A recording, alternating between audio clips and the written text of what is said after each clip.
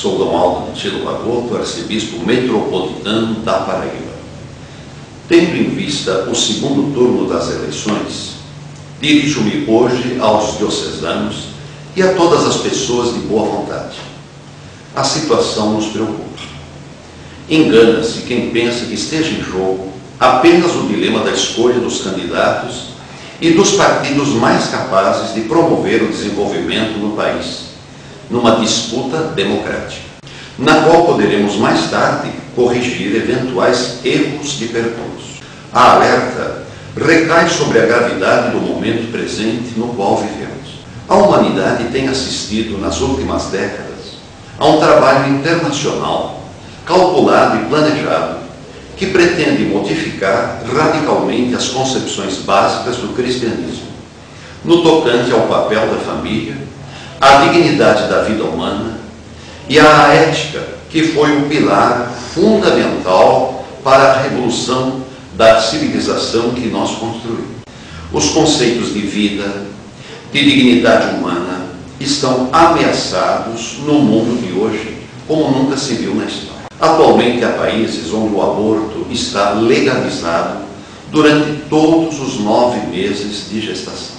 A ONU, vendo já suficientemente enraigada a cultura do aborto, pretende reconhecê-lo não mais como um mal menor a ser tolerado, mas como um direito humano fundamental a ser promovido. Aqui está o veneno. Enquanto no mundo dito desenvolvido se procura agora introduzir a prática pela qual as pessoas mais idosas, quando suas vidas não evidenciam mais os sinais de unidade social ou de utilidade social, não produzem mais, mesmo que ainda estejam em pleno gozo de saúde, peçam elas a própria morte, disfarçada sob o rótulo de um novo direito, a eutanásia. Todos esses ataques à vida e à dignidade humana são a face mais visível de um projeto amplo que atinge a sociedade de hoje. Os sumos pontífices, os santos padres, os papas, mais recentes, sem exceção, têm chamado isso de cultura de morte. A cultura de morte começou a ser introduzida sistematicamente no nosso país a partir dos anos 80 e no início da década de 90, graças a um financiamento maciço de grandes fundações internacionais, bem conhecidas, já denunciadas em amplas documentações. Em 2003, encontrou respaldo no Partido dos Trabalhadores, que neste ano havia alcançado o poder, seu principal aliado. Desde que chegou ao poder, o Partido dos Trabalhadores assumiu como projeto de governo a completa legalização do aborto no Brasil. O partido não escondeu a sua agenda. Antes, paradoxalmente, passou a negar com insistência o que ele fazia publicamente, mesmo diante de todas as evidências ao contrário. O povo brasileiro maciçamente é contrário ao aborto. Ao longo desses anos, isto se repetiu várias e várias vezes. Pode-se concluir que, para este partido, esta atitude pró-aborto não é um mal entendido, não é um equívoco, nem é uma fraqueza, nem é um vício, nem um erro de percurso, mas constitui a própria estratégia para implantar a cultura de morte no Brasil. Desde o início do seu mandato, o atual governo considerou a completa legalização do aborto como seu programa de governo. Em 2005, o nosso governo se comprometeu perante o Comitê de Direitos Humanos da ONU a descriminalizar completamente o aborto no país, para em seguida reconhecer perante o Comitê da CEDAW, da ONU, o aborto como um direito humano. Insistentemente, então, se fala de aborto como direito. Isto é, no mínimo, uma chicana, uma enganação, uma controvérsia inaceitável, intolerável, e o direito à vida e à família é irrenunciável para nós humanistas e cristãos. Em seguida, no dia 8 de agosto de 2005, o presidente negou todas essas declarações, enviando à Assembleia Geral dos Bispos do Brasil, reunida em Itaici, então, uma carta assinada pelo próprio Cunho, publicada por toda a imprensa, na qual ele negava, jurando, pela fé que havia recebido de sua mãe, que tivesse qualquer intenção de legalizar o aborto no país. Os fatos desmentiram as palavras do presidente quando o governo encaminhou à Câmara de Deputados um projeto de lei que pretendia legalizar o aborto durante todos os 9 meses de gravidez, tornando-o completamente livre, por qualquer motivo, desde a concepção até o momento do parto. São vários projetos. A própria redação interna do projeto já era ela própria outra desonestidade à parte. O primeiro artigo do projeto declarava que o aborto seria um direito da mulher durante os 3 primeiros meses da gravidez. Os parlamentares pensariam que o projeto legalizaria o aborto apenas durante o primeiro mês da gestação. Porém, o último artigo deste projeto suprimia todos os dispositivos do Código Penal que tipificavam o aborto como crime, de modo que a prática, na verdade, passaria a ser permitida em todas as circunstâncias durante todos os 9 meses, desde a concepção até o momento do parto, e não apenas nos 3 primeiros meses da gestação. A desonestidade quase alcançou o seu objetivo. Segundo as testemunhas presentes na Câmara, o engodo foi descoberto pelos deputados somente 10 minutos antes da primeira votação, e por um mero acaso, chamaríamos de providência. Até aquele momento, os parlamentares estavam certos de que estariam votando a legalização do aborto apenas durante os 3 primeiros meses da gestação, e não durante todos os 9 meses. Se este projeto, que continua insistentemente tramitando no Congresso, ainda não foi aprovado, deve-se à oposição liderada por alguns deputados do próprio Partido dos Trabalhadores. Por causa desta feroz oposição, o partido decidiu aprovar em 2007, durante o seu 3º Congresso Nacional, como resolução partidária, que o seu programa de governo deveria incluir a completa legalização do aborto no Brasil.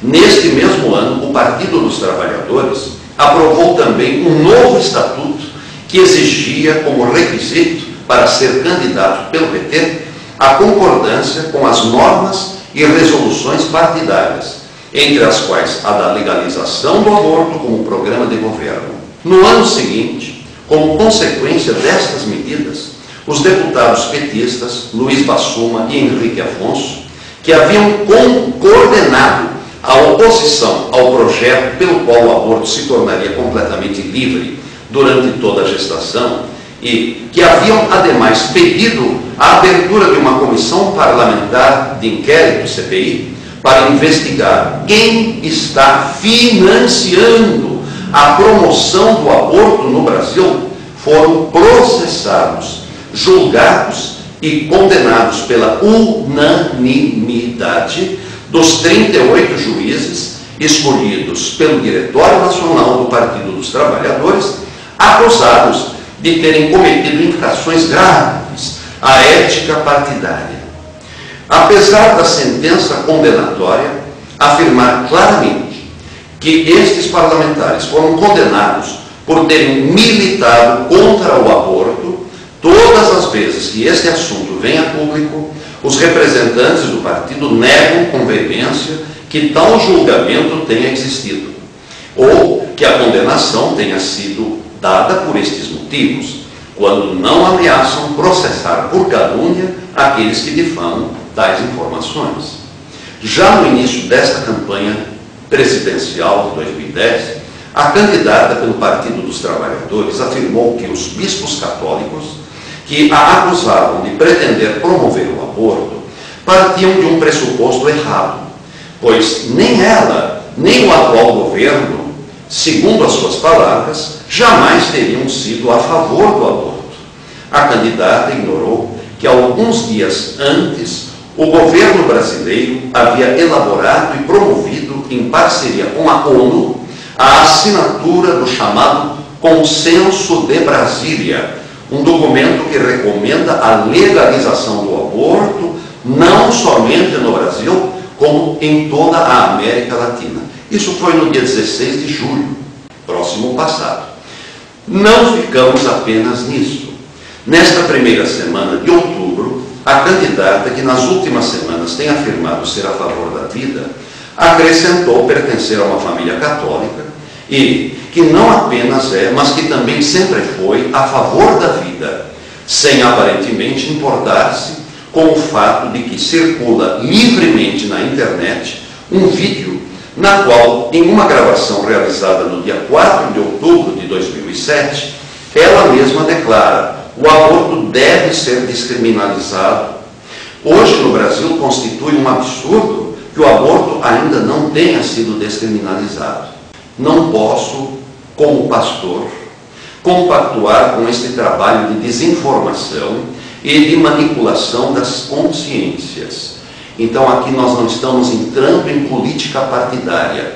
Não é absolutamente, cabe à igreja imiscuir-se nas políticas partidárias, ou indicar ou não indicar partidos ou candidatos. Mas é dever da igreja, dos pastores, alertar sobre o voto que tem as suas consequências. Formar a consciência cidadã, formar a consciência ética com os princípios e fundamentos humanitários e cristãos.